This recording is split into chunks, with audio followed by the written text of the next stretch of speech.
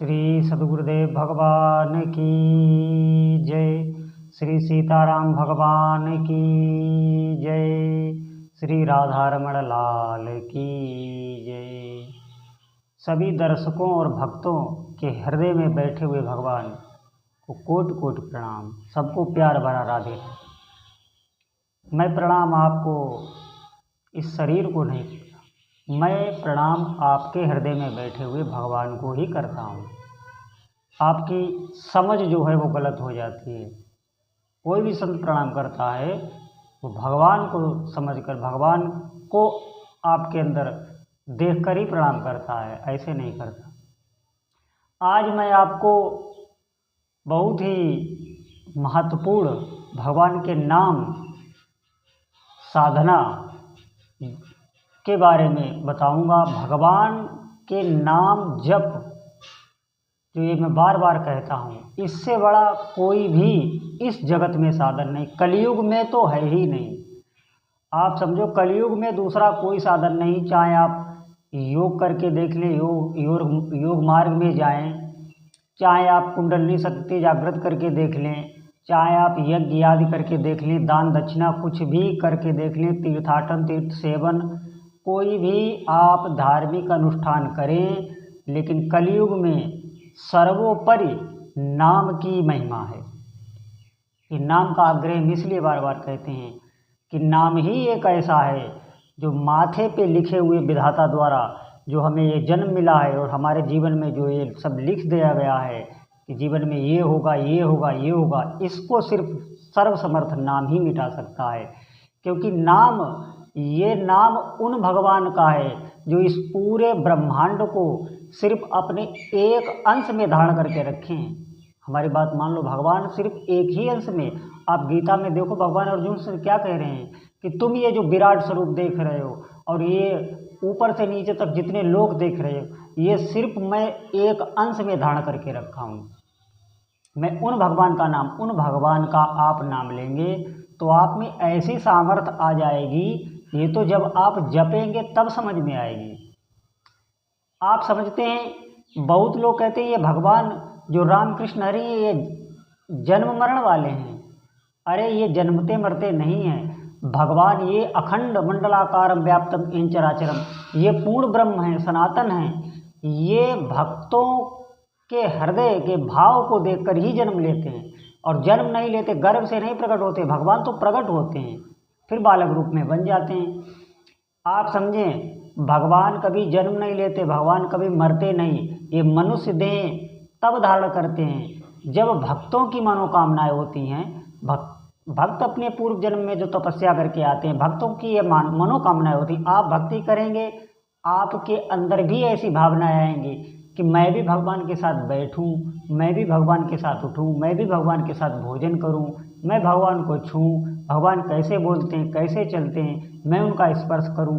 ये भावनाएं आपके अंदर दृढ़ होने लगेगी। ज्यों ज्यों भगवान के प्रति आपका प्रेम बढ़ेगा, सत्य मानो, ऐसी भावनाएं आपके अंदर आने लगेंगी। और वो सत्य भावनाएं भगवान को प्रेरित करती हैं और भगवान विवश होकर जन्म लेते हैं।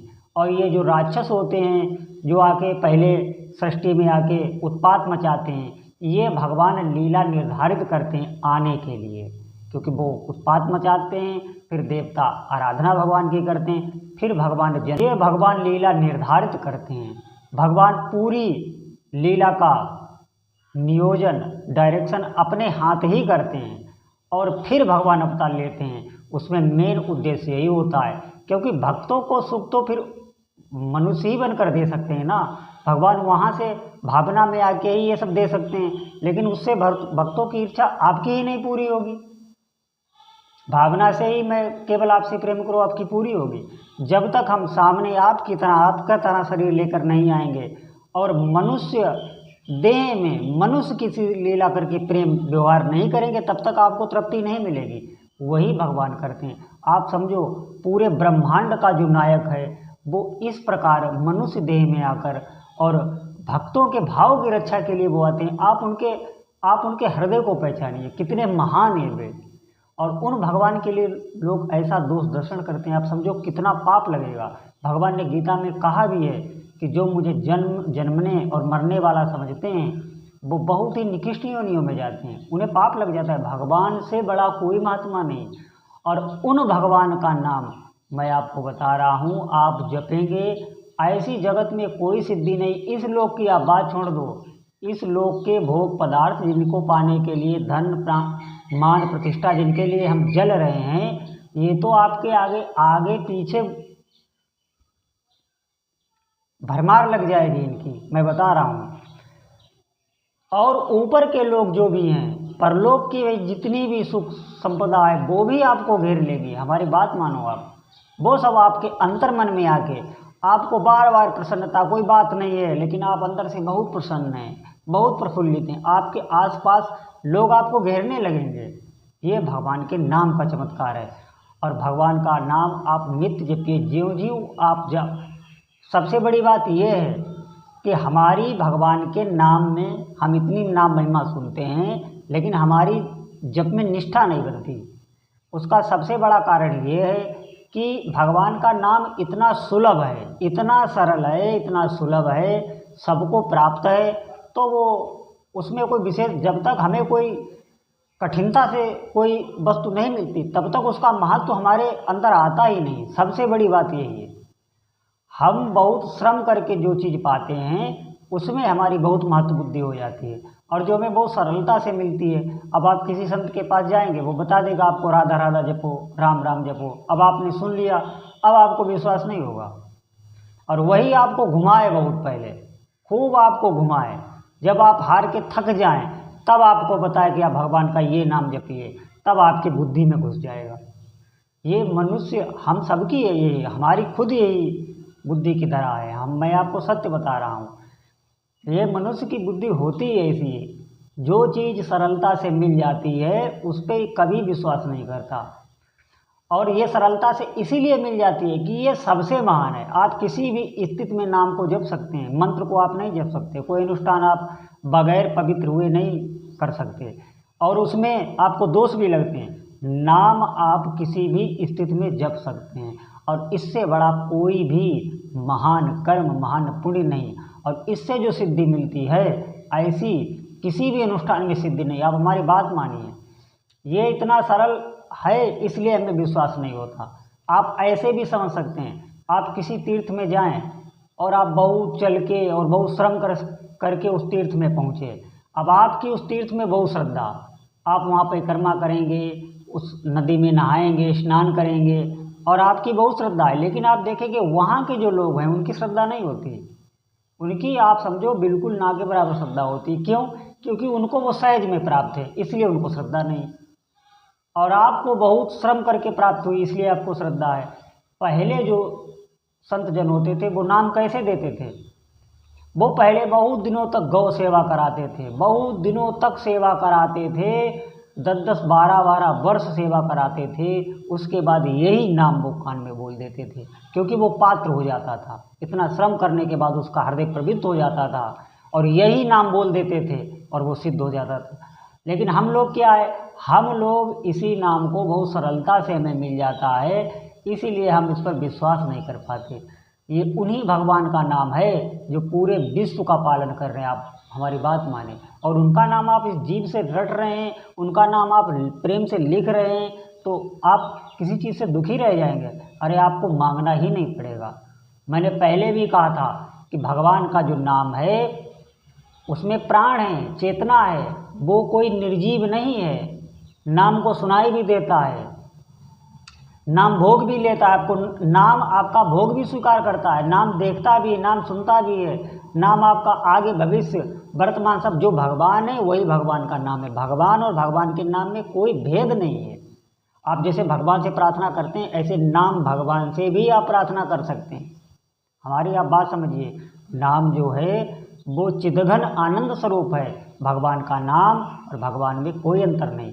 आप समझो, अगर भगवान के नाम की इतनी महिमा ना हो तो नारद जी हमेशा भगवान का नाम क्यों लेते हैं? हनुमान जी जो परब्रह्म पूर्ण परमात्मा हनुमान जी भी हैं, हनुमान जी सर्व समर्थ हैं। कोई भी इस बात को बिल्कुल कोई इस बात पर तर्क नहीं कर सकता, चाहे आप जिस संप्रदाय में चले जाइए, हनुमान जी सर्व समर्थ हैं। लेकिन हनुमान जी उन्हीं भगवान का नाम क्यों रटते हैं? भोलेनाथ जगत गुरु हैं, पूरे ब्रह्मांड के गुरु हैं भोलेनाथ, और शिव अखंड हैं, लेकिन फिर भी भगवान शिव राम का नाम, भगवान का नाम क्यों रटते हैं? अब देखिए, भगवान शिव भगवान का ही नाम क्यों रटते हैं? तुम पुनि राम राम दिनु राती, सादर जपहु आनंद अराती।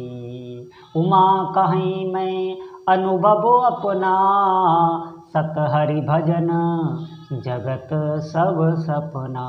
सुमिरि पवन सुत पावन नाम, अपने बश करि राख्यो राम। आप चिंतन करिए।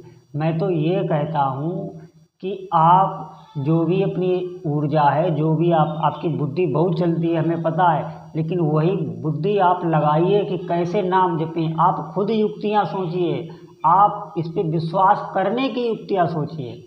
आप अपनी एनर्जी को भगवान के नाम में श्रद्धा हो जाए, इस पे लगाइए। कैसे श्रद्धा हो, कैसे भगवान के नाम में रुचि हो, आप वही सुने। धीरे धीरे आपकी भगवान के नाम में निष्ठा बढ़ेगी, तब आप भगवान का नाम जप पाएंगे। नहीं होगा नहीं। ये जितना सरल लगता है उतना करने में कठिन है। हमारी आप बात मान लीजिए, नाम जपना बहुत ही कठिन है, और जो जप ले गया फिर आप समझो उसके लिए कुछ भी असंभव नहीं, कुछ भी असंभव नहीं। आप ऐसे समझिए, पहले सब संसारिक वैभव उसको आगे फेंक दिए जाते हैं, फिर उसके आगे जो सिद्धियां हैं, आठों सिद्धियां हैं, वो उसके आगे फेंक दी जाती हैं।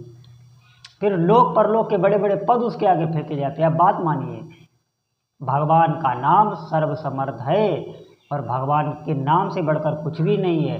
और नाम में आप किसी भी भगवान का नाम जप सकते हैं, नाम में कोई भेद नहीं है।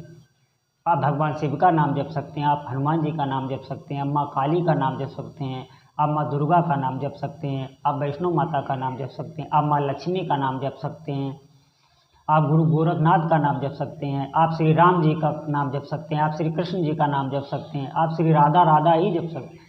आपको जो भी नाम भगवान का प्रिय लगता हो आप जप सकते हैं। आप इसको, इस नाम जप को आप शुभ आरंभ कीजिए, बगैर इसके गति नहीं है। आप हमारी बात मानिए, आप जो भी कार्य कर रहे हैं वैसे ही करते रहिए और नाम जप करिए। नाम जप ही आपके कर्म संस्कार को भस्म कर सकता है, और किसी में सामर्थ्य नहीं। और जब आपके जितने भी अशुभ हैं उनको ये मिटा देगा, आपके जीवन में दुख का लेस भी नहीं रह जाएगा। ये जितने अशुभ कर्म होते हैं यही तो दुख देते हैं, शुभ कर्म तो सुख ही देते हैं, लेकिन नाम सबसे पहले अशुभ भस्म करता है। तो हमारी आप बात माने, आप भगवान के नाम में विश्वास करें। हमें बहुत आपसे यही आकांक्षा है कि आप भगवान के नाम में विश्वास कर पाएँ। ऐसा होता बड़ा मुश्किल में है, लेकिन आप कर पाएँ, और आप नाम जप, नाम लेकर आप भगवान का बहुत जल्दी इसका शुभारंभ कर दें। आपके जीवन में प्रसन्नता ही प्रसन्नता छा जाएगी, दुख का लेस भी नहीं रहेगा। आप हमारी बात मान लें। जय जय।